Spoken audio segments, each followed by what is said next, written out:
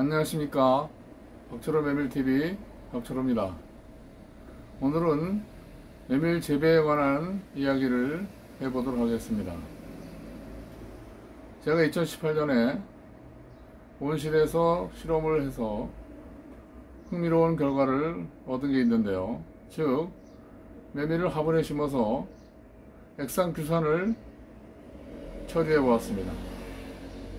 처리하지 않은 것, 기본량을 처리한 것, 기본량의 대량을 실용한 것, 즉 농도를 달리해서 액상규산을 처리해 본 결과 액상규산을 처리한 화분에서 메밀이 더 잘 생육이 되고 또 종실 수량도 더 많아지는 것을 알 수 있었습니다. 그래서 2018년 제가 뉴블라냐 대학에 갔을 때 그곳에서도 보통 메밀과 타타리 메밀을 화분에 심어서 같은 실험을 해봤습니다. 즉 액상규산의 시용 효과를 본 건데요. 그곳에 마테아 게름, 이반 크래프트 두 교수님과 같이 공동 연구를 해서 그 결과를 논문으로 정리해서 금년도 크롭 사이언스 앤 바이오테크놀로지라고 하는 국제학술지에 발표를 했습니다. 그 내용을 소개해드리고, 메밀식문화에서는 강원도 양양군 현남면에 이밤 메밀타운이라고 있는데요. 그 이밤 메밀타운에 이밤님 막국수, 그 집을 방문해서 막국수와 그 집에 있는 메밀 관련 제품들을 소개해드리겠습니다. 메밀을 재배할 때 액상규산을使用하면 어떤 효과가 있을지 시험한 결과를 소개해 드리겠습니다.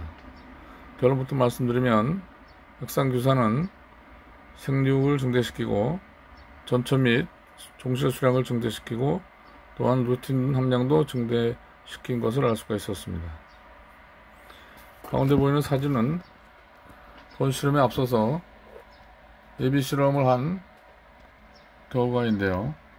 맨 왼쪽은 액상규산을 전혀使用하지 않은 무처리, 가운데는 액상규산을 기본량만使用한 경우, 그리고 맨 오른쪽은 액상규산을 기본량의 배량을使用한 경우가 되겠습니다.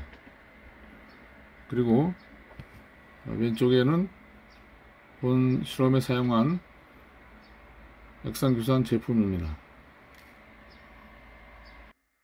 실리콘, 즉 규소 또는 규산의 식물에 대한 작용, 즉 효과를 살펴보면 농업생물 자극제로서의 이점이 있음을 알 수가 있습니다.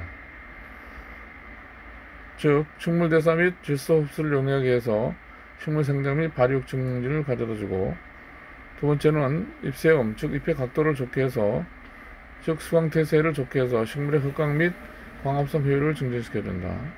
세 번째는 생물적, 무생물적 스트레스를 완화시켜준다. 이와 관련해서 생화학적 방어기작 및 조직세포학적 방어기작으로 밀의 경우 항반병을 40%까지 감소시킨 연구 결과가 있습니다. 다섯 번째, 표피조직의 축적된 규소, 또 감염 기지 방어 반응 발현, 이와 같은 것으로 인해서 질병 저항성을 증대시켜준다. 여섯 번째는 규소는 식물 조직의 기계적 힘과 강도를 제공을 해서 세포국 구조, 즉 아키텍처를 모디파이, 즉 단단하게 조정해준다 하는 것입니다.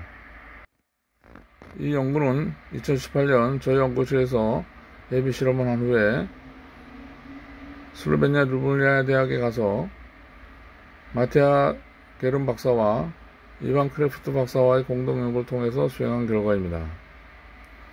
그래서 규산생물 자극제는 보통 메밀과 타타리 메밀의 생육을 증가하고 생명성 물질을 강화한다 라는 제목으로 2021년 크롭 사이언스 앤 바이오테크놀로지라고 하는 국제학술지에 발표한 것입니다. 본 연구에 사용한 액상, 즉 수용성 규산은 H4SiO4가 되겠고요. 네 가지 처리를 했는데요. 규산을 전혀 처리하지 않은 무처리와 0.025몰의 저농도, 0.05몰의 중농도, 0.01몰의 고농도, 이렇게 농도를 3가지 수준으로 달리해서 처리했습니다. 그리고 사용한 재료는 보통메밀과 타타리메밀 2가지 종류의 종자를 처리당 2리터 화분에 20개씩 파종을 했고요. 즉 한 화분에 한 포기가 되도록 했습니다. 그리고 파종한 후에 일주 간격으로 3회 액상규산을 분무 살포했습니다.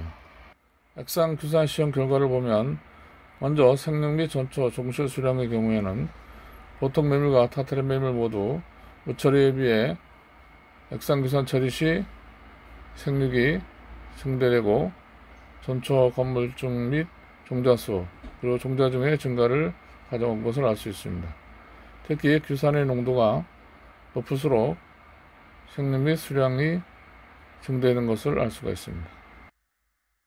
액상규산 시험 결과 총페놀 함량, 총플라보노이드 함량, 루틴 함량 등을 처리별로 살펴보면 무처리보다 규산 처리 시에 페놀, 플라보노이드, 루틴 등 유용 성분 함량이 증가되었음을 알 수 있습니다.